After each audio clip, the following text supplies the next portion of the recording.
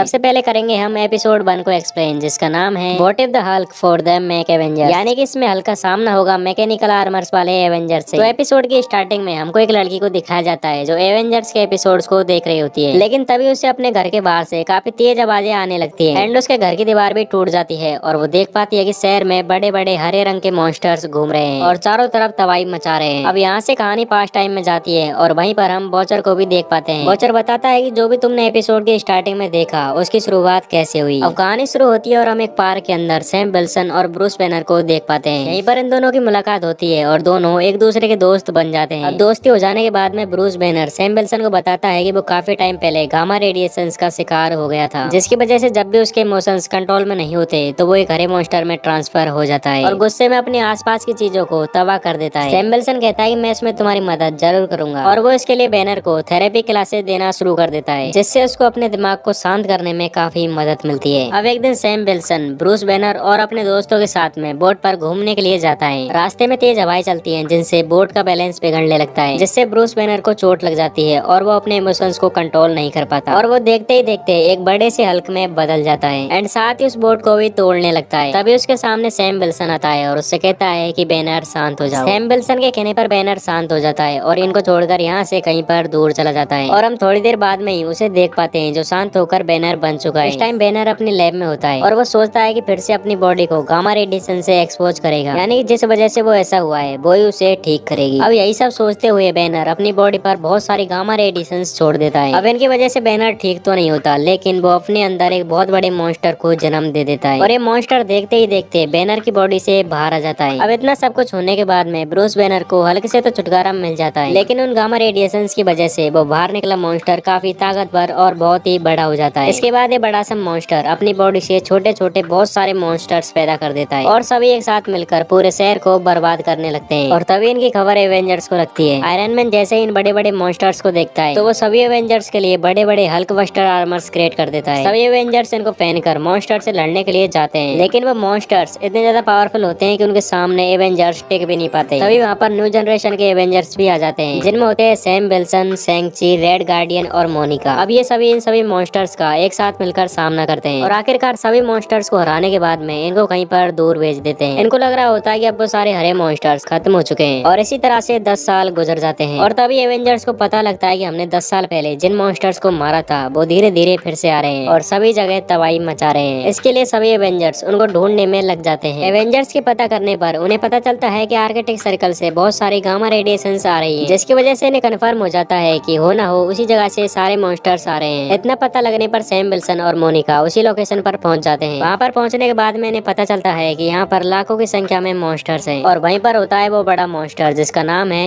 Apex. वो अपने सभी मॉन्स्टर्स से कहता है कि चलो और दुनिया को बर्बाद करते हैं। अब ये यहाँ से पानी में तैरकर सीधा यूएसए की तरफ जाने लगते हैं। मोनिका एम्बू सैम विल्सन से कहती है कि हमको इनको हराने के लिए बैनर की मदद चाहिए। अब सैम विल्सन ब्रूस बैनर के पास में जाता है और अब उससे वो 10 साल बाद मिल रहा था। यहाँ पर बैनर ने एक इमरजेंसी बॉम्ब भी तैयार कर लिया था। ब्रूस बैनर सैम विल्सन के साथ आने से इनकार कर देता है और उसे एक पेन ड्राइव देता है, जिसे लेकर सैम विल्सन वापस आ जाता है। अब वो सभी मॉन्स्टर्स न्यूयॉर्क सिटी में एंटर हो जाते हैं। बैनर ने जो पेन ड्राइव दी थी उसकी मदद से सभी एवेंजर्स एक दूसरे से कनेक्ट हो जाते हैं, जिससे एक बड़ा सा आर्मर क्रिएट हो जाता है। अब वो सभी एक साथ आने से काफी ज्यादा पावरफुल हो जाते हैं। अब मॉन्स्टर्स और एवेंजर्स के बीच में काफी देर तक फाइट चलती रहती है। उस फाइट में एवेंजर्स को भी लग रहा होता है कि वो उन मॉन्स्टर्स से नहीं जीत पाएंगे और तभी एंट्री होती है ब्रूस बैनर की, जो अपना बम यहाँ पर लाकर ब्लास्ट कर देता है। यहीं पर हमें पता लगता है कि इस बम के अंदर बहुत सारी गामा रेडिएशन है। इस बम के ब्लास्ट होने पर ब्रूस बैनर के अंदर सारी गामा रेडिएशन आ जाती है और इतनी सारी गामा रेडिएशन की वजह से ब्रूस बैनर भी एक बड़े से मॉन्स्टर्स में ट्रांसफॉर्म हो जाता है और अब फाइट शुरू होती है ब्रूस बैनर और एपेक्स के बीच में। वो जो छोटे मॉन्स्टर्स होते हैं वो इन दोनों की लड़ाई को दूर से ही देख रहे होते हैं। काफी देर तक फाइट चलती रहती है और ब्रूस बैनर का गुस्सा भी बढ़ता जा रहा था, जिससे ब्रूस बैनर गॉडजिला की तरह अपनी गामा रेडिएशंस एपेक्स के ऊपर छोड़ देता है और एपेक्स को खत्म कर देता है। एपेक्स को खत्म करने के बाद में बैनर एवेंजर्स की तरफ आता है। उनको लग रहा होता है कि शायद वो उन पर हमला करने वाला है, लेकिन तभी बैनर के सामने सैम विल्सन आता है और उसे शांत करता है। एपेक्स के खत्म होने के बाद में ब्रूस बैनर छोटे मॉन्स्टर्स को लेकर यहाँ से चला जाता है, जहाँ पर वो पहले रहा करते थे। और इसी के साथ इस एपिसोड का भी एंड यहीं पर हो जाता है और स्टार्ट होता है एपिसोड 2। इस एपिसोड का नाम है what if Agatha went to Hollywood, यानी कि क्या होता अगाथा अगर हॉलीवुड में आ जाती तो। एपिसोड के स्टार्टिंग में हमें 1950 में दिखाया जाता है, जहाँ पर अगाथा हॉलीवुड की एक बहुत बड़ी सेलिब्रिटी बन चुकी है। उसके अंदर पावर्स होती है और वो ये भी जानती है कि अर्थ के कोर के अंदर टियामट नाम का सेल्टियस जन्म ले रहा है और अगर ऐसा होता है तो उससे पूरी पूरी पृथ्वी डिस्ट्रॉय हो जाएगी। इसलिए वो डिसाइड करती है कि वो सेल्टियस के जन्म लेने से पहले ही वो उसकी पावर्स को ऑब्जर्व कर लेगी, जिसकी वजह से अर्थ भी डिस्ट्रॉय होने से बच जाएगी। और अगाथा अपने इसी मोटिव को लेकर हॉलीवुड में काम कर रही होती है। एंड यहाँ पर जो हॉलीवुड का सेट है वो सेल्टियस के जस्ट ऊपर ही है। यहीं पर हम देख पाते हैं हावर्ड स्टार को, जो कि इस टाइम हॉलीवुड पिक्चर्स का मालिक होता है, यानी कि एक डायरेक्टर जो कि अगाथा के साथ में मिलकर एक फिल्म की शूटिंग कर रहा होता है। अगाथा कहती है कि तुमको इस मूवी को बड़ा करने के लिए किंगो को बुलाना चाहिए। स्टार को ये बात अच्छी लगती है और वो किंगो को बुला लेता है। किंगो कहता है कि मैं इस फिल्म को करने के लिए तैयार हूँ। तभी हावर्ड स्टार्क इस फिल्म की शूटिंग को स्टार्ट कर देता है। इस टाइम जो शूटिंग चल रही होती है वो एक गाने की होती है, जिसमें बॉलीवुड के सॉन्ग्स चल रहे होते हैं, जो शायद मार्वल वालों ने इंडियन फैंस को खुश करने के लिए डाले होंगे। और इसी टाइम हम देखते हैं कि अगाथा एक्टिंग करने के साथ साथ अपनी पावर्स का यूज भी करने लगती है। स्टार्क वीएफएक्स के पैसे बचाने के लिए ये सब करवा रहा होता है। इन पावर्स को देखकर किंगो समझ जाता है कि वो जिन पावर्स का यूज कर रही है वो उसके इटरनल साथियों की है। शूटिंग खत्म होने के बाद में किंगो अगाथा से पूछता है, क्या तुमने मेरे इटरनल साथियों को मारकर उनसे उनकी पावर्स को छीन लिया है? अगाथा कहती है कि मेरे पास उनकी पावर्स जरूर है, लेकिन मैंने उनको मारा नहीं है। अब अगाथा किंगो को सब कुछ बताती हुई कहती है कि एक्चुअल में मैं अर्थ को डिस्ट्रॉय होने से बचाना चाहती हूँ और इसके लिए मुझे तुम्हारी पावर्स की जरूरत भी पड़ेगी। एंड जब मैं दुनिया को डिस्ट्रॉय होने से बचा लूंगी तो सभी को उनकी सारी पावर्स को लौटा दूंगी। अगर तुम मुझे पावर्स देते हो तो मैं स्टार्क से 3 बड़ी फिल्में तुम्हें दिलवाऊंगी। अब यहाँ पर किंगो अगाथा की बातों से कन्विंस हो जाता है और उसको खुद की पावर्स को भी दे देता है। इस टाइम अगाथा के पास में अर्थ के सारे इटरनल्स की पावर आ जाती है। ऐसा होने पर अरिसेम्ता जज अगाथा और किंगो का समन करता है और वो उनसे कहता है कि वो उनको रोकने के लिए पृथ्वी पर आ रहा है, लेकिन ये दोनों इसकी बातों पर बिल्कुल भी ध्यान नहीं देते और अगले दिन फिर से शूटिंग स्टार्ट कर देते हैं, जहाँ पर अगाथा किंगो की सारी पावर्स को ऑब्जर्व करती है और इसी के साथ अर्थ के कोर में जो टियामत नाम का सेल्टियस है उसकी पावर्स को भी ऑब्जर्व कर लेती है। अब इस सेल्टियस की पावर आने के बाद में अगाथा बहुत ही पावरफुल हो जाती है और देखते ही देखते वो अपने अवतार को बहुत ही बड़ा कर देती है। एंड तभी यहाँ पर अरिस नाम का सेल्टियस आ जाता है और दोनों के बीच में खतरनाक फाइट स्टार्ट हो जाती है। काफी देर तक एक दूसरे पर अटैक करने के बाद में अगाथा अपने दिमाग का इस्तेमाल करती है और अरिस द सेल्टियस को अपनी पावर से जकड़ लेती है। अगाथा अरिशियन को जकड़ने के बाद में उसकी सारी पावर्स को अपने अंदर ऑब्जर्व कर लेती है, जिसकी वजह से वो पहले से डबल पावरफुल हो जाती है। तभी यहाँ पर किंगो आता है और वो उससे कहता है कि तुमने जो करना था वो पूरा कर लिया, अब सभी की पावर्स उन्हें वापस लौटा दो। लेकिन अगाथा पावर्स को लौटाने से मना कर देती है और कहती है कि तुम मेरे सामने कुछ भी नहीं। अब किंगो अगाथा को समझाता हुआ कहता है कि तुम बिना पावर्स के भी अपनी एक्टिंग से दुनिया में बदलाव ला सकती हो, यानी कि तुम इन पावर्स के बिना भी बहुत कुछ कर सकती हो। ये सब सुनकर अगाथा का माइंड सेट चेंज हो जाता है। इसके अगले सीन में हम देखते हैं कि अगाथा और किंगो जिस फिल्म की शूटिंग कर रहे थे वो उन्होंने पूरी कर ली है और हॉलीवुड के इतने बड़े सक्सेसफुल स्टार होने के बाद में ये दोनों बहुत ही खुश हैं। अब बॉचर इस एपिसोड का एंड यहीं पर कर रहा होता है, लेकिन तभी उसके साइड में 2 और सेल्टियस आ जाते हैं और इसी के साथ इस एपिसोड का एंड यहीं पर हो जाता है और स्टार्ट होता है इसका नेक्स्ट एपिसोड, जिसका नाम है what if the red guardian stopped the winter soldier, यानी कि क्या होता अगर रेड गार्डियन को विंटर सोल्जर रोक देता। एपिसोड की स्टार्टिंग में बॉचर हमसे कहता है कि एक यूनिवर्स में रशिया का सुपर सोल्जर यानी कि रेड गार्डियन, जिसको ड्रैको अपने पास में बुलाता है, ये वही ड्रैको होता है जो रेड रूम के अंदर सारे डिसीजन लेता है। ये रेड गार्डियन से कहता है कि तुम्हारे लिए एक मिशन है जिसमें तुम्हें अंडर कवर होकर सारी जानकारियां लानी है, लेकिन रेड गार्डियन को ये मिशन बहुत ही बोरिंग लगता है और वो कहता है कि मैं इस मिशन को नहीं करूंगा, मुझे कोई ऐसे मिशन के लिए भेजो जो बहुत ही खतरनाक हो। अब ड्रैको यहीं पर बैठे बैठे विंटर सोल्जर को कॉल करता है और उससे कहता है कि तुम्हें एक बहुत ही बड़े मिशन पर भेजा जाएगा, इसके लिए तुम तैयार हो जाओ। ये सुनकर रेड गार्डियन को गुस्सा आ जाता है और वहाँ से वो उस मिशन की फाइल को चुरा लेता है, यानी कि विंटर सोल्जर वाले मिशन को अब रेड गार्डियन पूरा करेगा। सीन शिफ्ट होता है और हम देख पाते हैं टोनी स्टार के पेरेंट्स को जो अपनी कार को ड्राइव करके कहीं पर जा रहे होते हैं। तभी विंटर सोल्जर उनकी कार पर अटैक करता है और सुपर सीरम चुरा लेता है। चुराने के बाद विंटर सोल्जर उन दोनों को मारने वाला होता है, तभी वहाँ पर रेड गार्डियन भी आ जाता है। रेड गार्डियन की वजह से विंटर सोल्जर टोनी के पेरेंट्स को मार नहीं पाता और तब तक वहाँ पुलिस भी आ जाती है और इन दोनों को वहाँ से निकलना पड़ता है। अब रेड गार्डियन की वजह से विंटर सोल्जर का मिशन फेल हो जाता है और दोनों एक गाड़ी चुरा कर यूएसए से बाहर जा ही रहे होते हैं। तभी इन पर पुलिस की नजर पड़ जाती है और जिनमें होता है बिल फॉस्टर। जैसे उनको देखते हैं तो वहाँ से अपनी गाड़ी को दौड़ा देते हैं। पुलिस भी तुरंत अपनी गाड़ियों से इनका पीछा करने लगती है, लेकिन विंटर सोल्जर अपनी मशीन गन से उन गाड़ियों को ढेर कर देता है। पुलिस वालों को लग रहा होता है कि शायद हम उनको नहीं पकड़ पाएंगे, तो विल फॉस्टर एंटमैन का सूट पहन के अपने साइज को बहुत ही बड़ा कर लेता है और जैसे उनकी गाड़ी को पकड़ने वाला होता है तो विंटर सोल्जर अपनी शिल्ड फेंक के उसके मारता है, जिससे वो भी ढेर हो जाता है और उसको वहीं पर रुकना पड़ता है। तभी इनके आगे एक खाई आती है और उस खाई को पार करके पुलिस के हाथों से यहाँ से भाग जाते हैं। ये एक जगह पर पहुँचते हैं और एक दूसरे का ट्रीटमेंट करने लगते हैं एंड इसी बीच इन दोनों के बीच में काफी अच्छी दोस्ती भी बिल्ड हो जाती है। तभी विंटर सोल्जर के पास ड्रैको का कॉल आता है। ड्रैको कहता है कि तुम रेड गार्डियन को मार दो, उसकी वजह से तुम्हारा मिशन भी फेल हो गया और अब रेड गार्डियन को मारना ही तुम्हारा अगला मिशन है। ये सुनकर विंटर सोल्जर एकदम शॉक हो जाता है। अब ये दोनों अपनी मदद के लिए रूक्स के पास में जाते हैं। ये वही होता है जो आयरन मैन मूवी में टोनी स्टार का पार्टनर था, इसने ही रेड रूम के साथ सुपर सीरम की डील की थी। अब यहाँ पर रेड गार्डियन और विंटर सोल्जर को पता लग जाता है कि रेड रूम सिर्फ अपने फायदे के लिए काम करता है। अभी ओविडन स्टेन गुस्से में आकर इन पर गोलियां चलाने लगता है, लेकिन विंटर सोल्जर अपने हाथ को आगे करके उन गोलियों से बच जाता है और ओविडन स्टेन को धक्का मार के बिल्डिंग से नीचे गिरा देता है, जिससे वो वहीं पर मारा जाता है। बिल फॉस्टर भी अपनी टीम के साथ यहीं पर पहुंच जाता है और अपने एंटमैन के सूट को बड़ा करके इन दोनों के पीछे लग जाता है, लेकिन ये दोनों फिर से एक साथ मिलकर उन सभी को हरा देते हैं और वहाँ से निकल जाते हैं। विंटर सोल्जर को फिर से ड्रैको का कॉल आता है और वो कहता है कि अब तू भी नहीं बचेगा। अब विंटर सोल्जर सारी बातें रेड गार्डियन को भी बता देता है, जिससे वो गुस्से में आकर सुपर सीरम को भी तोड़ देते हैं। ड्रैको वहाँ पर आता है और विंटर सोल्जर को कंट्रोल करने के लिए कोड पढ़ने लगता है, लेकिन तभी वहाँ पर बिल फॉस्टर भी आ जाता है और उसकी टीम ड्रैको की टीम पर हमला कर देती है। एंड इसी मौके का फायदा देखकर रेड गार्डियन और विंटर सोल्जर यहाँ से भाग जाते हैं, लेकिन अगले सीन में रेड रूम वाले विंटर सोल्जर को पकड़ लेते हैं और रेड गार्डियन के बारे में पूछताछ करने लगते हैं। इसके बाद हम देखते हैं रेड गार्डियन को, जो एक स्कूल के अंदर पीटी टीचर बन गया होता है। तभी वहाँ पर बिल फॉस्टर भी आता है और उसे उसकी शील्ड भी देता है और कहता है आज से तुम हमारी टीम में काम कर सकते हो। फिर इसके अगले सीन में हम देखते हैं कि एवेंजर्स 2012 में बाकी एवेंजर्स के साथ रेड गार्डियन भी शामिल होता है। इसी के साथ इस एपिसोड का एंड यहीं पर होता है और स्टार्ट होता है इसका नेक्स्ट एपिसोड, जिसका नाम होता है what if Howard the duck got hit Chad, यानी क्या होता अगर हॉवर्ड द डक शादी कर लेते। एपिसोड की स्टार्टिंग में ही हम हॉवर्ड द डक और डार्सी को देख पाते हैं। ये फिलहाल एक हॉस्पिटल में होते हैं जहाँ पर डार्सी एक अंडे को जन्म देती है। तभी वॉचर हमसे कहता है कि ये एक ऐसा यूनिवर्स है जहाँ पर हॉवर्ड द डक और डार्सी एक दूसरे से शादी कर लेते हैं। आगे वॉचर हमसे कहता है कि ये सब थॉर की वजह से होता है। एक बार थॉर एक बहुत बड़ी पार्टी ऑर्गेनाइज करता है जिसमें वो सभी को इनवाइट करता है एंड यहीं पर डक और डार्सी भी आते हैं और इन दोनों को एक दूसरे से प्यार हो जाता है। शादी करने के कुछ टाइम बाद ही डार्सी एक अंडे को जन्म देती है और ये दोनों इस बड़े से अंडे को देखकर बहुत ही खुश होते हैं। तभी यहाँ पर ग्रैंड मास्टर की असिस्टेंट आती है और वो कहती है कि तुम दोनों को ग्रैंड मास्टर ने इनवाइट किया है। तो अब ये दोनों तैयार होकर ग्रैंड मास्टर की शिप पर चले जाते हैं। ग्रैंड मास्टर उस अंडे को देखकर कहता है कि इसकी देखभाल करने के लिए मेरे काफी लोग हैं, तुम दोनों पार्टी एंजॉय करो। अब अंडा देने के बाद में डक और डार्सी पार्टी में अंदर आ जाते हैं। तभी इन दोनों को पता चलता है कि दरअसल ग्रैंड मास्टर हमारे अंडे को पका के खाना चाहता है, लेकिन इससे पहले वहाँ पर योंडू आता है और उस अंडे को लेकर वहाँ से भाग जाता है। तो डार्सी और डक भी एक शिप को चुराकर उसका पीछा करने लगते हैं, लेकिन उसको नहीं पकड़ पाते और देखते ही देखते वो उनकी पहुंच से बहुत दूर चला जाता है। डार्सी सीधा शील्ड में कांटेक्ट करती है जहाँ पर होता है निक फ्यूरी। निक फ्यूरी कहता है तुम इसकी चिंता मत करो, तुम्हारे अंडे को वापस लाने की जिम्मेदारी हमारी है और सबके सब तुम्हारे अंडे के पीछे इसलिए पड़े हैं क्योंकि तुम्हारा अंडा एक ऐसे टाइम पर पैदा हुआ है जब सभी प्लेनेट एक ही कतार में थे, जिसकी वजह से तुम्हारे अंडे के अंदर बहुत ही कमाल की पावर्स है। अब योंडू उस अंडे को लेकर सीधा नोवेयर चला जाता है। यहाँ पर योंडू उस अंडे को बेचने के लिए कलेक्टर के पास में आया था, लेकिन उस अंडे को पाने के लिए कैलिसियस कलेक्टर को मार देता है और यहीं पर वो योंडू से अंडा लेकर उसे भी मार देता है। कैलिसियस जो कि इस अंडे की मदद से डोरमामू को एक नया शरीर देना चाहता है, लेकिन इस प्रोग्रेस के पूरा होने से पहले ही शील्ड के लोग वहाँ पर आ जाते हैं और साथ ही वहीं पर डार्सी और डक भी आ जाते हैं, जो कि यहाँ पर चल रही फाइट का मौका देखकर अपने अंडे को एक शिप में लेकर यहाँ से निकल जाते हैं एंड अपने अंडे को सेफ रखने के लिए लोकी के पास में जाते हैं। लेकिन तुरंत वहीं पर निक फ्यूरी भी अपने आदमियों के साथ में आ जाता है। तभी हम देखते हैं कि यहाँ पर एक बड़ा सा ब्लास्ट होता है जहाँ पर ज्यूस भी अंडे को लेने के लिए आ जाता है, लेकिन इसके बाद भी बहुत सारे लोग इस अंडे को लेने के लिए यहाँ पर आ जाते हैं, जैसे कि कैलिसियस, डार्क, ग्रैंड मास्टर और थोड़ी देर बाद ही थेनोस भी अपनी आर्मी के साथ में आ जाता है एंड ये सभी इस अंडे को हासिल करने के लिए आपस में लड़ने लगते हैं। तभी ये अंडा हवा में उड़कर चमकने लगता है, लेकिन फिर भी ये सभी उस अंडे को हासिल करने के लिए उसकी तरफ बढ़ रहे होते हैं। तभी वो अंडा क्रैक होता है और उसके अंदर से बहुत सारी पावर्स निकलती है जो सबको चकनाचूर करके रख देती है। अंडा फूटता है और उसके अंदर से निकलती है एक प्यारी सी बच्ची, जिसको डार्सी और डक सीधा अपने घर पर लेकर आ जाते हैं और तीनों एक साथ बहुत ही खुशी से रहने लगते हैं। एंड इसी के साथ इस एपिसोड का भी एंड यहीं पर हो जाता है और स्टार्ट होता है इसका नेक्स्ट एपिसोड, जिसका नाम है what if the emergence destroyed the earth. तो इस एपिसोड की शुरुआत भी वॉचर से होती है, जो हमसे कहता है कि इस यूनिवर्स का अर्थ बिल्कुल तबाह हो चुका है और उसमें काफी सारे बॉर्ड्स भी हो चुके हैं। तभी वॉचर हमें एक लड़की के बारे में बताता हुआ कहता है कि इसका नाम रिरी विलियम्स है। वो एक दीवार पर मिस्टीरियो का पोस्टर देखती है एंड जैसे उसे हटाती है तो उसके पीछे एवेंजर्स का लोगो होता है, यानी कि अभी यहाँ पर मिस्टीरियो का राज चलता है। जैसे ही रिरी विलियम्स एक डिवाइस को लेने के लिए एक लेडी के पास में जाती है तो तभी वहाँ पर आयरन बॉर्ड्स आ जाते हैं, लेकिन रिरी विलियम के पास में एक कमाल का सूट होता है जिसे पहनकर वो वहाँ से उड़ जाती है। वॉचर हमसे कहता है कि हर यूनिवर्स में हर बार कोशिश करती है लेकिन हर बार हार जाती है और शायद इस बार भी हार जाएगी। अब जैसे ही रिरी विलियम यहाँ से जा रही होती है तो तभी उसके आगे वाइट विजन आ जाता है, जो कि रिरी विलियम को पकड़ के बिल्डिंग से नीचे फेंक देता है। तभी यहाँ पर एक उड़ती हुई शिप आती है जिसमें बोंग, बेलकरी और ये नाम की एक लेडी होती है, जो उस शिप में रिरी विलियम्स को कैच करके तुरंत उसे यहाँ से ले जाते हैं। इसके अगले सीन में हमें एक टूटी हुई दुनिया को दिखाया जाता है जहाँ पर अर्थ के टूटने के बाद में भी कुछ इंसानों ने सरवाइव कर लिया है। वॉचर कहता है कि इस दुनिया में एक सेल्टियस इस अर्थ को फाड़ता हुआ बाहर आ गया और उसकी वजह से ये सब हुआ है। एवेंजर्स भी खत्म हो जाते हैं और बचता है सिर्फ मिस्टीरियो, जो कि एवेंजर्स की बची हुई सारी चीजों पर कब्जा कर लेता है। साथ ही मिस्टीरियो विजन को भी अपने कंट्रोल में कर लेता है। अब इस दुनिया में मिस्टीरियो को रोकने के लिए एक टीम बनी अलायंस, लेकिन मिस्टीरियो ने उसको भी हरा दिया। अब जो बच्चे कुछ अलायंस के मेंबर्स हैं वो छुपके रह रहे हैं। अब हम रिरी विलियम्स को देख पाते हैं जिसके पास में एक ऐसा डिवाइस है जो कि ब्रेनियम से बना हुआ है और वो वाइट विजन को भी हरा सकता है। बोंग रिरी विलियम्स से कहता है तुमको इस डिवाइस को रेडी करने में कितना टाइम लगेगा। तो रिरी विलियम्स कहते हैं कि कम से कम 10-12 घंटे लग सकते हैं। वोंग कहता है कि नहीं, तुम्हारे पास सिर्फ 7 मिनट है क्योंकि व्हाइट विजन यहाँ पर आ चुका है। अब रिरी विलियम उस डिवाइस को ठीक करने में लग जाती है। दूसरी तरफ हम देखते हैं कि वोंग और उसके साथी व्हाइट विजन से लड़ रहे हैं, लेकिन ये सभी ज्यादा देर तक व्हाइट विजन के सामने नहीं टिक पाते और वो सीधा रिरी विलियम्स के पास में पहुंच जाता है। और end of the time Riri Williams अपने डिवाइस को रेडी कर लेती है एंड जैसे वो अटैक करती है तो व्हाइट विजन ढेर हो जाता है। अब इस सब के बारे में मिस्टीरियो को भी पता चल चुका था, जिससे सभी लोग डिसाइड करते हैं कि अब हमें मिस्टीरियो को भी खत्म करना होगा। लेकिन इन सबको पता होता है कि मिस्टीरियो की इन्फ्यूजन वाली पावर्स बहुत ही एडवांस हो चुकी है। इससे निपटने के लिए रिरी विलियम्स विजन की बॉडी और उसके माइंड को अपने अंदर लेकर कंट्रोल कर लेती है। तभी वॉचर हमसे कहता है ये चाहे कितनी भी कोशिश कर ले, ये हर यूनिवर्स के अंदर हर बार हारती है। इसके बाद रिरी विलियम, वोंग, वेलकरी और अपने साथियों को लेकर मिस्टीरियो के अड्डे पर हमला कर देती है एंड इस बार रिरी विलियम्स मिस्टीरियो के सारे इन्फ्यूजन वाले फेक अटैक से भी बच जाती है। लेकिन तभी हम देखते हैं कि रिरी विलियम्स के सूट में कुछ खराबी आ जाती है, जिससे उसे एक मिसाइल लगती है और वो बेहोश हो जाती है एंड वो जैसे जागती है तो मिस्टीरियो उसके चारों तरफ बहुत सारा इन्फ्यूजन क्रिएट कर देता है, जिससे उसको अपनी टीम और साथी मरे हुए दिखाई देते हैं और इसी सब को देखकर उसकी हिम्मत टूट जाती है। वॉचर कहता है कि यही वो मोमेंट है जिसमें वो हर बार हारती है। इस बार वॉचर से ये सब देखा नहीं जाता और वो रिरी विलियम्स से कहता है कि तुम हिम्मत बनाए रखो, तुम जरूर जीतोगे। वॉचर के हिम्मत दिलाने पर रिरी विलियम्स मिस्टीरियो को हरा देती है और आसमान में एक बड़ा सा एवेंजर्स का लोगो बना देती है जो पूरी दुनिया को दिखाई देता है, जिससे सबको पता चल जाता है कि मिस्टीरियो का राज खत्म हो चुका है और अब हम सुकून से जी सकते हैं। इस सब के बाद हम देख पाते हैं 3 वॉचर्स को जो काफी दूर से हमारे वाले वॉचर को देख रहे होते हैं। वो कहते हैं कि अब से इस वॉचर पर नजर रखनी पड़ेगी क्योंकि वॉचर्स का काम होता है सिर्फ देखना, ना कि उनमें इंटरफेयर करना। इसी के साथ इस एपिसोड का एंड यहीं पर हो जाता है और स्टार्ट होता है इसका नेक्स्ट एपिसोड, जिसका नाम है व्हाट इफ 1872। एपिसोड की स्टार्टिंग में ही हम सेंग-ची और किड को देख पाते हैं जो कि यहाँ पर आकर लोगों से किसी बारे में पूछताछ कर रहे होते हैं। ये लोग कहते हैं कि तुम जिस जगह पर जाना चाहते हो वो बहुत ही खतरनाक है। लोकेशन का पता लग जाने के बाद में सेंग-ची और किड यहाँ से निकल जाते हैं। तभी वॉचर हमसे कहता है कि इस पैरेलल यूनिवर्स में बहुत सारे यूनिवर्स और इस वाले यूनिवर्स के अंदर सेंग-ची की बहन उसके फादर के यहाँ से भागकर यूएसए पहुंच जाती है, लेकिन उसके वहाँ पर पहुंचते ही उसे एक खतरनाक लोगों का ग्रुप पकड़ लेता है और इसलिए ही सेंग-ची अपनी बहन को ढूंढ रहा है। और वहाँ पर जो खतरनाक लोगों का लीडर था वो था हुड। सेंग-ची और किड आगे बढ़ते हुए एक उजड़े हुए गांव में आते हैं। यहाँ पर इनको एक बच्चा मिलता है और वो कहता है कि यहाँ पर एक गोश्त ट्रेन आई और वो सबको ले गई, जो कि बिना किसी पटरी के चलती है। और हुड जिन आदमियों को पकड़ के लेके गया था उनमें से एक इस बच्चे का डैड भी था। सेंग-ची और किड इस बच्चे को लेकर उस ट्रेन के निशानों का पीछा करने लगते हैं और इनके पीछा करने पर आखिरकार वो ट्रेन दिखी जाती है। और जैसे उस ट्रेन के पास में जाते हैं तो ये देखते हैं कि उस ट्रेन में एडवांस टेक्नोलॉजी है। अब इसके बाद ये तीनों ट्रेन में पीछे से चढ़ जाते हैं और जैसे अंदर जाते हैं तो ये देखते हैं कि सभी गाँव वाले अंदर बैठे हैं, लेकिन वो कोई भी रिएक्ट नहीं कर रहे हैं, यानी कि इन सबको हिप्नोटाइज किया गया है। इसके बाद ये तीनों ट्रेन के आगे वाले हिस्से में जाते हैं तो वहाँ पर सोनी बोर्स नाम का एक आदमी होता है जो इन सभी को अपने सैनिकों के साथ में घेर लेता है। वो कहता है कि मुझे पता है कि तुम हुड को ढूंढ रहे हो और हुड से भी मुलाकात तुम्हारी जल्दी होगी। तभी हम देखते हैं कि वो छोटा सा बच्चा यहाँ से भागने लगता है। सोनी बोर्स कहता है कि तुम उसकी फिक्र मत करो, उसको मेरे आदमी संभाल लेंगे, तुम चलो, तुम्हारी हुड से मुलाकात हो जाएगी। अब हम देखते हैं कि सोनी बोर्स के 2 आदमी उस बच्चे को मारने के लिए उसका पीछा कर रहे होते हैं एंड जैसे ही उस बच्चे को ट्रेन से नीचे फेंकने वाले होते हैं तो वॉचर से ये सब देखा नहीं जाता। तो वॉचर उन दोनों आदमियों को ट्रेन से गिराकर उस बच्चे की जान बचा लेता है। अब इसके बाद सेंग-ची हुड से मिलने के लिए जाता है और उससे कहता है मेरी बहन कहाँ है, तुमने उसके साथ में क्या किया है। कहता है कि तुम काफी बहादुर हो, तुम मेरी टीम ज्वाइन कर लो, तुम्हें सब कुछ पता चल जाएगा। सेंग-ची कहता है कि ऐसा कभी नहीं हो सकता। तभी हुड सेंग-ची पर अटैक कर देता है। दोनों ही एक दूसरे से फाइट करने लगते हैं। दोनों ही फाइट में काफी एक्सपर्ट होते हैं, इसलिए फाइट काफी देर तक चलती है। दूसरी तरफ हम देखते हैं कि सोनी बोर्स अपनी धुन निकाल कर किड को भी हिप्नोटाइज कर रहा होता है। सेंग-ची और हुड की काफी देर तक फाइट चलने के बाद सेंग-ची हुड के मास्क को हटा देता है। तभी उसे पता चलता है कि ये तो मेरी बहन है। तो उसकी बहन उसे समझाती हुई कहती है कि जब हुड की टीम ने मेरे ऊपर अटैक किया था तो मैंने हुड को ही मार दिया और यहाँ के लीडर बन गए। सेंग-ची कहता है कि तुम लोगों को हिप्नोटाइज करती हो और उनको अपने इशारों पर चलाती हो, ये बिल्कुल सही नहीं है। और दोनों के बीच में फिर से फाइट होने लगती है। इधर सोनी बोर्स किड को हिप्नोटाइज करके उसे जान से मारने वाला होता है। तभी वो बच्चा एक बड़ी सी बेल को जाकर बजाने लगता है, जिससे सभी हिप्नोटाइज से बाहर आ जाते हैं और किड एक बंदूक छीनकर सभी आदमियों को मार देती है। इधर सेंग-ची अपनी बहन से कहता है कि मैं तुमसे अब और फाइट नहीं कर सकता, तुम चाहो तो मुझे मार सकती हो। अब सेंग-ची की बहन बिना रुके उसे मारने वाली होती है। तभी वहाँ पर किड आकर गोली चला देती है, जिसमें सेंग-ची की बहन मारी जाती है। अब किड सेंग-ची के पास में आती है और उससे कहती है कि मुझे लगा कि ये हुड है, मुझे माफ कर दो। तो सेंग-ची कहता है कि इसमें तुम्हारी गलती नहीं है क्योंकि मेरी बहन तो बहुत पहले ही मर चुकी थी। अब इसके अगले सीन में हम देखते हैं कि सेंग-ची और किड गाँव वालों को छुड़ाकर वापस ले आते हैं, जिससे वो काफी खुश होते हैं। अब यहाँ से सेंग-ची और किड अपने न्यू एडवेंचर पर निकल जाते हैं और इसके बाद फिर से हम देख पाते हैं 3 वॉचर्स को, जिनको हमने पिछले एपिसोड में भी देखा था। 3 वॉचर से कहते हैं कि तुमने फिर से कसम तोड़ दी, तुम्हारा काम है सिर्फ देखना और तुमने फिर से इंटरफेयर किया। इसके बाद ये तीनों वॉचर ओवर-2 वॉचर पर हमला कर देते हैं। इसी के साथ इस एपिसोड का एंड यहीं पर हो जाता है और स्टार्ट होता है इसका नेक्स्ट एपिसोड। और अभी तक आपको ये एपिसोड अच्छे लग रहे हैं तो वीडियो को लाइक और कमेंट में अपनी थॉरीज बताना मत भूलना, साथ ही बताना कि आपका फेवरेट MCU कैरेक्टर कौन सा है। अब स्टार्ट होता है इसका नेक्स्ट एपिसोड, जिसका नाम है what if the watcher disappeared, यानी कि क्या होगा अगर वॉचर अपनी जगह से गायब हो जाए। और हाँ, मैं आपको एक बात बता दूं कि जितने भी पिछले एपिसोड थे उनमें सबसे अच्छा एपिसोड मुझे ये वाला लगा। तो चलो फिर शुरू करते हैं। इस एपिसोड की स्टार्टिंग पिछले एपिसोड की एंडिंग से होती है, जहाँ पर 3 वॉचर मिलकर इस वाले वॉचर पर हमला कर देते हैं, लेकिन इनके अटैक की वजह से रियलिटी सेंटर के टुकड़े पूरे यूनिवर्स में फैल जाते हैं। इसके बाद सीन शिफ्ट होता है और हम एक बड़े से मॉन्स्टर को एक पोर्टल से निकलता हुआ देखते हैं। तो तभी यहाँ पर नोवा कॉर्प्स के मेंबर उस बड़े से मॉन्स्टर को रोकने के लिए आ जाते हैं, जहाँ पर हम नेबुला, ग्रूट और कॉर को भी देख पाते हैं। मॉन्स्टर इतना पावरफुल होता है कि इसको हराने के लिए वहाँ पर कैप्टन कार्टर और कोएरी भी आ जाती है। इसके बाद वहाँ पर 2 और लेडी जाती है, एक तो डार्सी और डक की बेटी बर्डी, दूसरी होती है गॉडेस ऑफ थंडर यानी कि थॉर स्ट्रॉन्ग। अब ये चारों मिलकर उस बड़े से मॉन्स्टर से फाइट करने लगते हैं और आखिरकार ये सभी मिलकर उसे डिफीट कर देते हैं। तभी हम देखते हैं कि इनके पास कुछ रियलिटी सेंटर के टुकड़े आके गिरते हैं। इनको देखकर कैप्टन कार्टर कहती है कि ये वो टुकड़े हैं जहाँ पर वॉचर रहता है, यानी कि अब वॉचर किसी खतरे में है। इसके बाद हम इन तीनों वॉचर को देख पाते हैं, जहाँ पर ओवर टू द वॉचर को इन तीनों ने कैद कर रखा होता है। ये तीनों कहते हैं कि तुमने पैगी कार्टर को कैप्टन कार्टर बना दिया और अब वो हमारे लिए भी मुसीबत बन चुकी है। ओवर टू द वॉचर कहता है तुम उसके साथ में कसम की वजह से कुछ भी नहीं कर सकते। तब ये वॉचर्स कहते हैं कि हाँ, पर हमने एक और कसम खाई है, वो ये है कि हम किसी को भी हमारे बनाए हुए सिस्टम में छेड़छाड़ नहीं करने देंगे और अगर कोई ऐसा करता है तो हम उसे रास्ते से हटा देंगे। इसके बाद हम कैप्टन कार्टर की टीम को देखते हैं, जो सोच रहे होते हैं कि हम वॉचर तक कैसे पहुंचे, यानी कि वॉचर वाली दुनिया 5th डायमेंशन की है और हमारी वाली 3rd डायमेंशन की। इसलिए यहाँ पर ऐसा कोई नहीं होता जो डायरेक्ट 5वीं डायमेंशन में जा सके, लेकिन हाँ, कोई भी ऊपर वाले डायमेंशन में से नीचे वाले डायमेंशन में आ सकता है, जैसे कि वॉचर जो किसी भी डायमेंशन में जा सकता है। तभी बर्डी इन सभी से कहती है कि हमारे पास में ऑब्जर्वेशन प्लेन के 3 टुकड़े हैं और शायद हम इनकी मदद से वॉचर के पास जा सकते हैं। इसके लिए बर्डी एक टुकड़े को लेकर एक डिवाइस तैयार करती है, लेकिन ये वाला प्लान भी फेल हो जाता है और साथ में एक टुकड़ा भी, और अब इनके पास में सिर्फ 2 टुकड़े बचे थे और कहती है कि शायद मैं अपनी पावर की मदद से कुछ कर सकती हूँ। तो वो एक टुकड़े को लेती है और अपनी सारी पावर्स को उस टुकड़े में डाल देती है, लेकिन उस टुकड़े के डिस्ट्रॉय होने के साथ ही ये वाला प्लान भी फेल हो जाता है और अब बचा था सिर्फ एक टुकड़ा, जो कि वॉचर के पास पहुंचने का आखिरी रास्ता था। तभी कोरी कहती है कि हमारी सिर्फ एक ही मदद कर सकता है और वो है इन्फिनिटी अल्ट्रॉन। हालांकि वो बहुत बुरा है, लेकिन भाई एक ऐसा है जो हमें 5th डायमेंशन में ले जा सकता है। कैप्टन कार्टर कहती है कि ठीक है, मैं उसके पास जाऊंगी। तभी हमें इन्फिनिटी अल्ट्रॉन के पास्ट में दिखाया जाता है। वो एक ऐसे यूनिवर्स के अंदर होता है जहाँ पर उसने एवेंजर्स को भी हरा दिया। इन सभी को मारने के बाद में उसने पूरे के पूरे यूनिवर्स को डिस्ट्रॉय कर दिया और अब वो खुद ही अकेला बचा है। तभी हम देखते हैं कि एक पोर्टल से कैप्टन कार्टर अल्ट्रॉन के पास में पहुंचती है। अल्ट्रॉन कहता है कि मैंने सब कुछ डिस्ट्रॉय कर दिया था, तुम कैसे जिंदा हो? कैप्टन कार्टर कहते हैं मैं तुमसे यहाँ एक हेल्प मांगने के लिए आई हूँ। तभी सीन शिफ्ट होता है और हम बर्डी को देख पाते हैं। वो कहती है कि यहाँ से तो वो बचा हुआ एक टुकड़ा गायब है, यानी कि उसे कैप्टन कार्टर अपने साथ में ले गई और अब अल्ट्रॉन के पास में जाने से वो भी खतरे में है। कोरी एक पोर्टल ओपन करती है और तीनों अल्ट्रॉन के पास में पहुंच जाते हैं। वहाँ पर पहुंचने के बाद वो देखती है कि कैप्टन कार्टर की टूटी हुई शील्ड पड़ी है। जैसे ही तीनों अल्ट्रॉन को देखती है तो उसके ऊपर अटैक कर देती है, लेकिन अल्ट्रॉन इन्हें दूर ही रोक देता है और कहता है अगर मैं चाहूँ तो तुम सभी को चुटकियों में मार सकता हूँ, तुम्हारे दोस्त को मैंने कुछ भी नहीं किया। यहाँ पर एक मुझसे भी बड़ी पावर आई और वो कैप्टन कार्टर को उठा के ले गई। उसके सामने मेरी पावर कुछ भी नहीं थी। ये समझ जाती है कि ऐसा वॉचर के अलावा कोई नहीं कर सकता। अल्ट्रॉन कहता है कि मेरा क्रिएशन दुनिया में शांति लाने के लिए था, लेकिन इस दुनिया को देखकर मुझे लगा कि सबको मारने के बाद ही शांति आएगी, लेकिन मैं गलत था। मैंने जो किया मैं उसे बदल तो नहीं सकता हूँ, लेकिन हाँ, मैं तुम्हारी मदद जरूर कर सकता हूँ। इससे हम यहाँ पर समझ सकते हैं कि अल्ट्रॉन को एहसास होने के बाद में अब वो एक अच्छा कैरेक्टर बन चुका है। तभी अल्ट्रॉन उस टूटे हुए टुकड़े को अपने हाथ में लेता है। देखते ही देखते उसे क्रश करके उसकी सारी पावर्स को अपने अंदर ऑब्जर्व कर लेता है, जिसकी वजह से उसके अंदर पहले से भी बहुत ज्यादा पावर्स आ जाती है और अब वो कहता है कि चलो तुम्हारे दोस्त के पास में चलते हैं। इसके बाद ये सभी एक बड़ी सी शिप में बैठते हैं, जिसमें अल्ट्रॉन अपनी दुगनी पावर से उस शिप को 5th डायमेंशन में ले जाता है और इसी के साथ इस एपिसोड का एंड यहीं पर हो जाता है और स्टार्ट होता है इसका नेक्स्ट एपिसोड। एंड अभी तक आपने चैनल सब्सक्राइब नहीं किया तो चैनल को सब्सक्राइब करो, क्योंकि आपको ऐसी कमाल की वीडियोस देखने को मिलती रहेंगी। और अब व्हाट इफ सीजन का फाइनल एपिसोड शुरू होता है और इस एपिसोड की स्टार्टिंग वॉचर के पास्ट से होती है, जहाँ पर हम वॉचर को एमिनेट्स के लीडर के पास में देखते हैं। वो वॉचर से कहते हैं कि हमारा काम है सिर्फ देखना और सभी चीजों को दूर से ही ऑब्जर्व करना, ना कि उनमें किसी तरह का इंटरफेयर करना। वॉचर कहता है कि ठीक है, अब मैं इस काम के लिए एकदम तैयार और मैं आपको बिल्कुल भी निराश नहीं करूंगा। अब सीन शिफ्ट होता है और हमें फिर से प्रेजेंट टाइम में दिखाया जाता है, जहाँ पर ओवर टू बाकी वॉचर से कहता है कि हाँ, मैंने कसम तोड़ी है, लेकिन मैंने बहुत से बेकसूर लोगों को बचाया है। तब ये वॉचर्स कहते हैं कि तुमने ऐसा एक बार नहीं बल्कि बहुत बार किया है। जो जो तुमको नहीं करना था वो सब तुमने किया है और साथ ही तुमने हमारी सच्चाई को ह्यूमन के सामने एक्सपोज कर दिया है कि हम भी एग्जिस्ट करते हैं। तभी हम कैप्टन कार्टर को देखते हैं, जो वॉचर के साथ में बंदी बनी हुई होती है। वॉचर कहता है कि तुम यहाँ कैसे? तो कैप्टन कार्टर कहते हैं कि मैं यहाँ आपको बचाने के लिए आई हूँ। बाकी वॉचर्स कहते हैं कि बस बहुत हुआ, तुमने जो जो गलतियाँ की हैं उनकी वजह से तुम्हें मरना होगा। जैसे एमिनेंट्स का लीडर वॉचर को मारने ही वाला होता है, तभी यहाँ पर अल्ट्रॉन आ जाता है और उन बाकी वॉचर्स पर हमला कर देता है। इसी बीच कैप्टन कार्टर वॉचर को अल्ट्रॉन की शिप में ले जाती है और कहती है कि चलो यहाँ से कहीं दूर निकल जाते हैं, लेकिन वॉचर कहता है कि हम कहीं भी चले जाए, हम किसी भी डायमेंशन में चले जाए, लेकिन ये हमें नहीं छोड़ेंगे। जिस पर कैप्टन कार्टर कहते हैं क्या हम मल्टीवर्स के बीच में ट्रेवल कर सकते हैं, जो कि अल्ट्रॉन के हिसाब से पॉसिबल है। वॉचर कहता है कि कभी ट्राई तो नहीं किया है, बट एक जगह ऐसी है जहाँ पर हम चल सकते हैं। वो जगह है डॉक्टर सुप्रीम स्ट्रेंज का मल्टीवर्स। वहीं हम अल्ट्रॉन को देखते हैं जो उन वॉचर से फाइट कर रहा होता है, लेकिन अल्ट्रॉन उनके सामने टिक नहीं पाता और मारा जाता है। साथ ही वॉचर्स अल्ट्रॉन की शिप को क्रैश स्मैश कर देते हैं, जिससे ओवर2 वॉचर और कैप्टन कार्टर यहीं पर रह जाते हैं। इसके बाद एमिनेट्स के मेंबर और लीडर इन पर अटैक कर देते हैं और उनको बुरी तरह से इधर उधर पटकते हैं, यानी कि अब इनका बचने का कोई भी चांस नहीं था। तभी ओवर2 वॉचर कहता है कि इससे बचने का सिर्फ एक ही तरीका है और वो ये है कि तुम मेरे पीछे पीछे औत लो, जिससे तुम भी वॉचर बन जाओगे। अब इनके औत लेने पर ये सब के सभी वॉचर में ट्रांसफॉर्म हो जाते हैं। तभी एमिनेट्स के मेंबर कहते हैं कि तुमने इनको हमारा सीक्रेट भी बता दिया। अब ये वॉचर्स इतने ज्यादा गुस्से में हो जाते हैं कि इन पर ताबड़तोड़ तरीके से अटैक करने लगते हैं। एक तरफ कैप्टन कार्टर की टीम और दूसरी तरफ ये वॉचर। काफी देर तक इनके बीच में जबरदस्त एक्शन फाइट चल रही होती है। तभी कैप्टन कार्टर कहते हैं कि इनके ऊपर चारों तरफ से अटैक करो, लेकिन ये वॉचर से देखा नहीं जाता और वो सभी से कहता है कि रुक जाओ, मैंने तुमको कभी गलत करना नहीं सिखाया और हम इनके साथ भी गलत नहीं करेंगे। इस टाइम का फायदा उठाकर वो तीनों वॉचर्स एक हो जाते हैं और वो कहते हैं कि हम हर जगह से तुम्हारा हमेशा के लिए वजूद मिटा के रख देंगे। और तभी कैप्टन कार्टर अपनी पूरी ताकत लगाकर उन वॉचर्स पर अटैक कर देती है। उनमें समाने के बाद कैप्टन कार्टर भी खत्म हो जाती है। तभी इमिनेट्स के मेंबर ओवर2 पर अटैक करने लगते हैं, लेकिन उनकी पावर्स काम नहीं करती। कहता है कि तुम जिस जगह पर हो वो जगह है डॉक्टर सुप्रीम स्ट्रेंज की, जहाँ पर तुम्हारी पावर्स कभी काम नहीं करेगी। इसी के साथ एपिसोड के एंडिंग में हम देख पाते हैं कि वॉचर इमिनेट्स के मेंबर को नहीं मारता और कहता है कि तुम्हारे पास एक और मौका है। एंड जो ये यूनिवर्स है वो डॉक्टर सुप्रीम स्ट्रेंज ही है। यहाँ पर वॉचर कहता है कि मुझे पहली बार ऐसा लग रहा है कि मुझे भी कोई देख रहा है और शायद कैप्टन कार्टर भी हमें देख रही हो। तो ये सभी कैप्टन कार्टर के शिल्ड को फिर से रिस्टोर कर देते हैं। लास्ट में वॉचर कहता है कि सबकी रियलिटीज अलग अलग होती हैं और सभी अलग अलग फॉर्म में होते हैं। अब इसी के साथ में इस एपिसोड का एंड यहीं पर हो जाता है। एंड मैं खुद का ओपिनियन बता रहा हूँ कि मुझे लास्ट वाला एपिसोड कुछ ज्यादा इंप्रेसिव नहीं लगा। आप कमेंट करके बताओ कि आपको ये एपिसोड और व्हाट इफ सीजन 3 कैसा लगा। तब तक मिलते हैं नेक्स्ट वीडियो में। Good bye.